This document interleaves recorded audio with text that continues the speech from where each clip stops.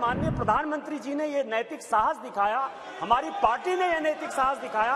आज हम बिल लेकर आए हैं कि इनके पेट में दर्द हो रहा है। और जिस तरह से आप केवल राजनीति के माध्यम से इस महिला रिजर्वेशन को लॉलीपॉप बनाते रहे, घुमाते रहे, वही भारतीय जनता पार्टी करे। देश में फिर से ये गलत तरह का माहौल पैदा करने की कोशिश कर रहे हैं सर। इस महिला रिजर्वेशन के लिए जिन महिलाओं ने पार्लियामेंट के अंदर और पार्लियामेंट के बाहर सबसे ज्यादा आवाज उठाई, वो बंगाल की गीता मुखर्जी थी और भारतीय जनता पार्टी की सुषमा स्वराज थी। ये दोनों यदि नहीं रहती तो आज ये दिन भी देखने को नहीं मिलता। लेकिन सोनिया जी ने अपने पूरे भाषण में न गीता मुखर्जी का जिक्र किया, न सुषमा स्वराज का जिक्र किया। यह किस तरह की राजनीति है? अपना क्रेडिट लेना चाहती हैं कि हमारा बिल है। ये बिल आपका नहीं है। इस पार्लियामेंट में, इसी लोकसभा में सर, सबसे पहले बिल में यदि उसका कॉलर पकड़ने के लिए कोई आया तो यही मैडम श्रीमती सोनिया गांधी जी थे और नीरज शेखर वहां खड़े थे, मुलायम सिंह यादव बाहर थे और मैं वहां से कूद कर टेबल पर आया और मैंने कहा कि आप यहां की तानाशाह नहीं है, आप यहां की रानी नहीं है, इस बेल में आप मारपीट नहीं कर सकती हैं। और इनके जो इतने लेफ्टिनेंट थे, बिलास बुतेवार से लेकर सबों ने उनको पीटा। यदि ये महिला रिजर्वेशन यहाँ आया है तो महिलाओं को अधिकार मिलेगा, मिलकर रहेगा। दुनिया की कोई ताकत इसको नहीं रोक सकती है। निशिकांत जी। माननीय अध्यक्ष जी,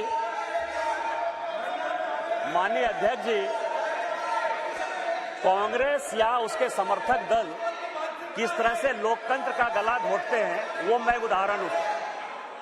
मैं गांव में पैदा हुआ, मेरे मां पिताजी आज भी गांव में रहते हैं। आज जब मैं पार्लियामेंट के लिए चल रहा था तो मेरी मां आज एम्स देवघर में भर्ती है सर। उसने मुझे फोन किया कि बेटा यदि पार्टी तुमको मौका देती है तो आज इस बिल के बारे में जरूर बोलो।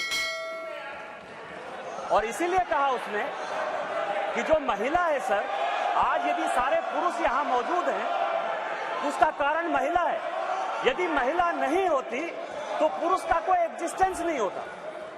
और आज चूंकि कांग्रेस की गलतफहमी है, गलती है सर, और ये जितने अपोजिशन के लोग हैं वो इतने वर्षों तक इस बिल को लेकर नहीं आए। हमारे माननीय प्रधानमंत्री जी ने ये नैतिक साहस दिखाया, हमारी पार्टी ने ये नैतिक साहस दिखाया। आज हम बिल लेकर आए हैं कि इनके पेट में दर्द हो रहा है सर। हम बरसों से सुनते रहे सर कि जननी जन्मभूमिश्च स्वर्गादपि गरीयसी यत्र नार्यस्तु पूज्यन्ते रमन्ते तत्र देवता। लेकिन क्या हुआ? इस देश में महिलाएं स्कूल एजुकेशन के लिए परेशान थी। जब तक माननीय अटल बिहारी वाजपेयी जी की सरकार नहीं आई, सर्व शिक्षा अभियान इस देश में नहीं आया, महिलाओं का जो है शिक्षा का लेवल नहीं बढ़ पाया सर। महिलाएं यदि बच्चियां स्कूल जाती थी तो उनको जो है खाना बनाकर जाना पड़ता था सर। और इसको जब हमारे प्रधानमंत्री जी ने देखा तो मिड डे मील स्कीम जब तक कि सरकारी स्कूलों में लागू नहीं हुआ तब तक महिलाओं की संख्या, बच्चियों की संख्या नहीं बढ़ी सर। और उसके बाद जो सबसे बड़ा प्रॉब्लम था, इस देश के प्रधानमंत्री ने जो सबसे बड़ी बात की कि उनको सम्मान दिया सर। सारे स्कूल में, स्मृति ईरानी जी उस वक्त एचआरडी मिनिस्टर थी, सारे स्कूलों में शौचालय बनाकर महिलाएं कैसे अच्छा से पढ़ेंगी, बच्चियां कैसे आगे बढ़ेंगी, उसी का ये उदाहरण है। और उससे आगे बढ़कर आज जो कल से लेकर परसों से लेकर माननीय प्रधानमंत्री जी लगातार बोल रहे हैं कि सही समय है, यही समय। और इसी समय पर आज ये ऐतिहासिक सेशन बुलाकर माननीय प्रधानमंत्री जी ने महिलाओं को जो सम्मान देने का काम किया, उसके लिए हम भारतीय जनता पार्टी के कार्यकर्ता गौरवान्वित हैं और हम उनका जो है आदर और नमन करते हैं कि उन्होंने महिलाओं को आरक्षण देने का फैसला किया। सर मैं पढ़ रहा था, काफी बातें कही, मैं केवल 2-3 चीजें बताना चाहता हूं, फिर अपने विषय पर आऊंगा सर। ये देश इस संविधान से चलता है और इसका आर्टिकल 82, मनीष तिवारी जी यहां बैठे हुए हैं, कल से लगातार वो संविधान संविधान संविधान की बात कर रहे हैं। अभी सोनिया जी ने भी बोलते हुए बातें कही कि अभी क्यों नहीं लागू कर दिया, कब से लागू कर देंगे। ये देश संविधान से चलता है। मैं आर्टिकल 243D और आर्टिकल 243T, जिसके लिए कि उन्होंने बड़ा अपने आप को गौरवान्वित महसूस किया कि हमने पंचायत में जो है महिला रिजर्वेशन लागू किया, बड़ा अच्छा किया। लेकिन ये आर्टिकल में 243 डी और 243 टी हमने तो नहीं दिया। आप दोनों को पढ़ लीजिए, 243 डी और टी क्या पंचायत में किस तरह से रिजर्वेशन होगा और म्युनिसिपल कॉर्पोरेशन में किस तरह से रिजर्वेशन होगा। आपने उसके लिए कभी ओबीसी की बात तो नहीं की। यदि इस आर्टिकल में यदि आपने डाला होता ओबीसी की बात, तो आप जब करिए बहुत अच्छा, इतने वर्षों से आपको नहीं दिखाई दिया। उसी तरह से 1947 से लेकर 49 तक ये पूरा संविधान सभा चलता रहा। परसों से यही भाषण सुन रहे हैं सर। इस कॉन्स्टिट्यूएंट असेंबली से लेकर 1952 से लेकर आज तक चुनाव हुआ, कभी किसी ने राज्यसभा में रिजर्वेशन की बात नहीं की, विधान परिषद में बात नहीं की। आज भी राज्यसभा में शेड्यूल कास्ट और शेड्यूल ट्राइब को रिजर्वेशन नहीं है, विधान परिषद में शेड्यूल कास्ट शेड्यूल ट्राइब को रिजर्वेशन नहीं है। आप कौन सी नई बात केवल पॉलिटिकल एंगल के लिए ले आते हैं? आपने जब नहीं किया, जब तक आज तक जो है भारत के संविधान में यह कहा गया कि राज्यसभा में कोई रिजर्वेशन नहीं होगा, विधान परिषद में कोई रिजर्वेशन नहीं होगा। और जब माननीय प्रधानमंत्री जी और भारतीय जनता पार्टी इस बिल को लाती है तो आप कहते हैं राज्यसभा में रिजर्वेशन नहीं है, विधान परिषद में रिजर्वेशन नहीं है। आप पंचायत में कहिए कि कोई ओबीसी को रिजर्वेशन नहीं होगा, चाहे म्युनिसिपल कॉर्पोरेशन में कोई ओबीसी को रिजर्वेशन नहीं होगा। और आर्टिकल 82 है सर, जो एडजस्टमेंट ऑफ ईच सेंसस की बात कर रही है और सीट बढ़ाने की बात, सब पढ़ लीजिएगा इस आर्टिकल को। इसमें कहा गया है कि 2026 तक सभी चीजों को हमने फ्रीज कर दिया है। आप अनकॉन्स्टिट्यूशनल काम करना चाहते हैं, आप उसके ऊपर जो है कहते हैं कि 2024 से लागू कर दीजिए, तुरंत सुप्रीम कोर्ट में जाएगा और सुप्रीम कोर्ट में तुरंत वो स्टक डाउन हो जाएगा। क्या आप चाहते हैं कि महिलाओं को रिजर्वेशन नहीं दें? और जिस तरह से आप केवल राजनीति के माध्यम से इस महिला रिजर्वेशन को लॉलीपॉप बनाते रहे, घुमाते रहे, वही भारतीय जनता पार्टी करे। हमारे प्रधानमंत्री जी हैं जो कहते हैं कि जिसकी मैं शुरुआत करता हूं उसका अंत भी करता हूं। यदि ये महिला रिजर्वेशन यहां आया है तो महिलाओं को अधिकार मिलेगा, मिलकर रहेगा, दुनिया की कोई ताकत इसको नहीं रोक सकती है। लेकिन इनके यहां क्या दिक्कत है सर?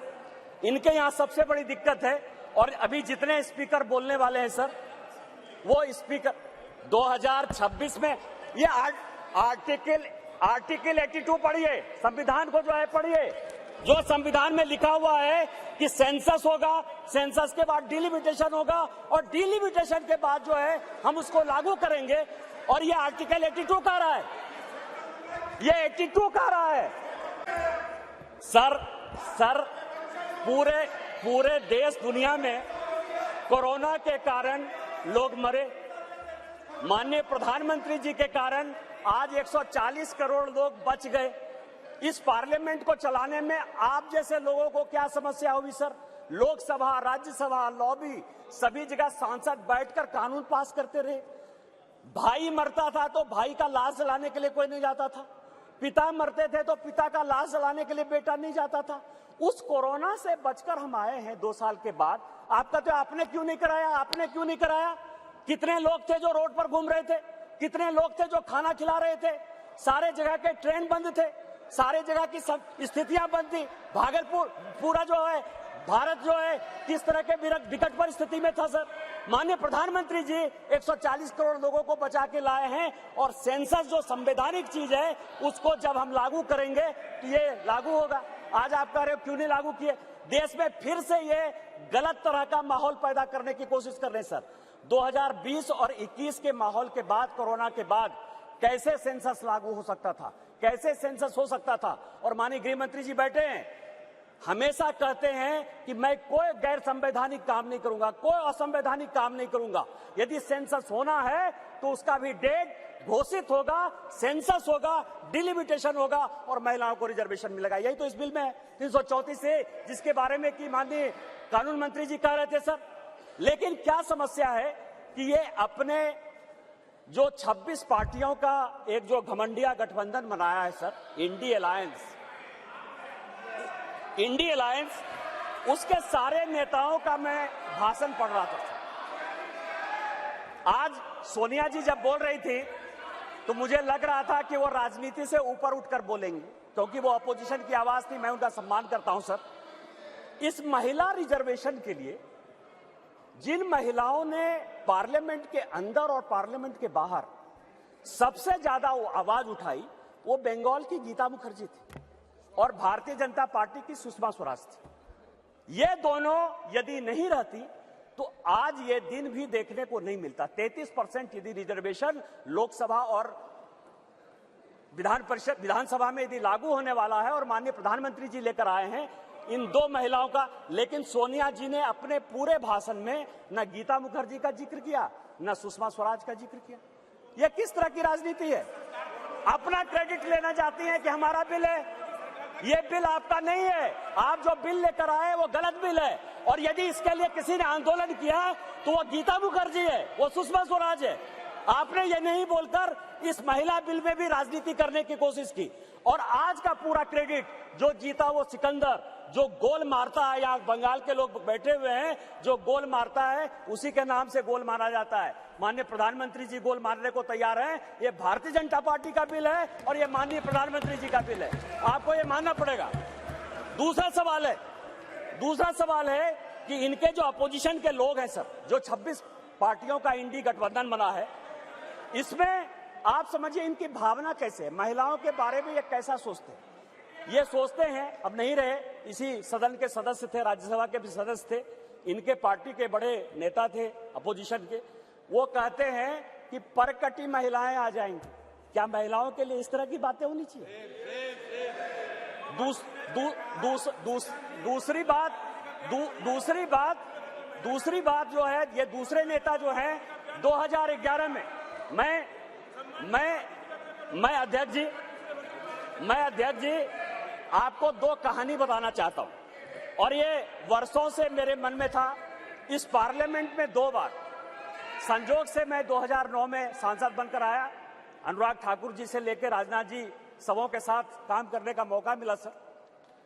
2011 और 2013 में 2 भयंकर घटना हुई इसी वेल में। 2011 में जब 2010 में ये बिल पास हो गया राज्यसभा में और जब यहां 2011 में जिसको कि ये लागू नहीं करना चाहते थे बिल लेकर आए और जब बिल उधर से इंट्रोड्यूस हो रहा था तो इन्हीं के सहयोगी दल के सांसदों को इसी कांग्रेस ने इसी बिल में पीटा सर। 2 बिल था, एक महिला रिजर्वेशन का 2011 में और 2013 में प्रमोशन इन रिजर्वेशन। और प्रमोशन इन रिजर्वेशन में मैं जब बात करूंगा तो ये पूरे के पूरे बेंच खड़े हो जाएंगे सर। यही वी नारायण स्वामी बिल को पेश कर रहे थे, समाजवादी पार्टी के यशवीर सिंह, शेड्यूल कास्ट थे सर, ये कहते अधिकार की बात, शेड्यूल कास्ट शेड्यूल ट्राइब की बात करते हैं सर। यही यशवीर सिंह यहां पार्लियामेंट में उस तरफ से गए, वी नारायण स्वामी का उन्होंने बिल खींच लिया। इस पार्लियामेंट में, इसी लोकसभा में सर, सबसे पहले बिल में यदि उसका कॉलर पकड़ने के लिए कोई आया तो यही मैडम श्रीमती सोनिया गांधी जी थे और नीरज शेखर वहां खड़े थे, मुलायम सिंह यादव बाहर थे और मैं वहां से कूद कर टेबल पर आया और मैंने कहा कि आप यहां की तानाशाह नहीं है, आप यहां की रानी नहीं है, इस बेल में आप मारपीट नहीं कर सकते हैं। और इनके जो इतने लेफ्टिनेंट थे बिलास मुतेबार से लेकर सबों ने उनको पीटा। ये दोनों घटनाएं जो है, चाहे महिला रिजर्वेशन का हो चाहे ये प्रमोशन इन रिजर्वेशन का हो, ये पार्लियामेंट है सर, सबको सत्य बोलना चाहिए। और मुलायम सिंह यादव ने कहा यदि बीजेपी नहीं होती तो आज के डेट में हमारे सांसद नहीं बचते। आपने तो सांसदों की हत्या करने की कोशिश की और उसी दल के साथ, उसी 26 दल के साथ ये आए हैं जिनका की मानसिकता ही नहीं है कि महिला को रिजर्वेशन मिले। चाहे वो राष्ट्रीय जनता दल है, चाहे वो समाजवादी पार्टी है, चाहे इनके सारे मुस्लिम एमपी है, चाहे कोई भी पॉलिटिकल पार्टी जो इनको सपोर्ट कर रही है सर, और उन्हीं के दबाव में ये कानून के विरोध में जाकर, इस संविधान के विरोध में जाकर, और उसके सारे उदाहरण है कि 96 से लेके आज तक क्यों नहीं लागू हुआ, उसी के कारण ये कभी ओबीसी रिजर्वेशन की बात करते हैं, कोटा विद इन कोटा की बात करते हैं, राज्यसभा में जो है उसको अधिकार देने की बात करते हैं, विधान परिषद में क्यों नहीं रिजर्वेशन दिया उसकी बात करते हैं, फिर वो बात करते हैं कि 2024 से क्यों नहीं लागू होगा। इनको सब कुछ पता है, ये देश संविधान से चलता है। हम एक गरीब परिवार के बेटे होकर इस पार्लियामेंट में आए हैं सर। जैसे मैंने बात कही कि मेरे माँ पिताजी आज भी गांव में रहते हैं, यदि बाबा साहब अंबेडकर का यह संविधान नहीं होता, भारतीय जनता पार्टी नहीं होती, उस दिन भी मैंने कहा कि आपने गांव नहीं देखा है, गरीबी नहीं देखा है, महिलाओं की स्थितियां नहीं देखी। आपने जो जो कानून पास किए वो महिलाओं के खिलाफ है। यदि 498 आपने पास किया जिसका आप क्रेडिट लेना चाहते हैं, तो उसमें से है पुरुष से ज्यादा महिलाएं ही जेल में बंद हैं। डॉरी के केस में जिस तरह से आपने बनाया, आज यदि आपने कई एक कानून ऐसे पास किए हैं जिसमें लोग महिलाओं को नौकरी देने के लिए तैयार नहीं होते हैं, आपने महिलाओं को रोकने का प्रयास किया, महिलाओं को बढ़ाने का प्रयास नहीं किया। और हम जो बिल लेकर आए हैं, जो माननीय प्रधानमंत्री जी के नेतृत्व में ये इतिहास रचने जा रहा है, और ये जो ऐतिहासिक पल है, और स्पीकर साहब आपके जीवन का जो ऐतिहासिक पल है कि उस कुर्सी पर आप विराजमान हैं, जिस पल में ये इतिहास बन रहा है वो केवल और केवल माननीय मोदी जी की देन है, भारतीय जनता पार्टी की देन है। हम संविधान सम्मत काम करते हैं। अमर उजाला अब आपके टीवी पर भी। अपने स्मार्ट टीवी पर YouTube पर सर्च करें अमर उजाला, चैनल सब्सक्राइब करें और देखें ताज़ा खबरें, वो भी HD क्वालिटी में। और हाँ, बेल आइकन दबाना ना भूलें ताकि हर खबर हो आपके घर। अमर उजाला, निष्पक्ष, निर्भीक, निरंतर।